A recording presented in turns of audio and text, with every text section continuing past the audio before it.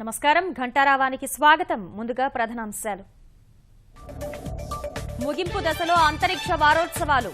విశాఖలో పాల్గొన్న ముఖ్యమంత్రి చంద్రబాబు.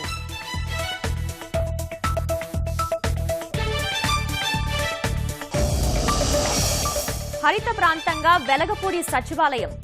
మొక్కలు నాటే ఏర్పాట్లు చేస్తున్న అధికారులు.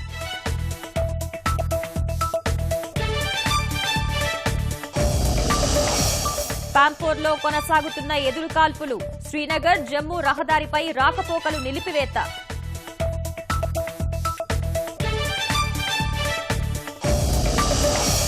శవాల గుట్టగా మారిన హైతీలో సహాయ చర్యలు. బాధితులకు ఆహార పదార్థాలు, దుస్తులు సరఫరా.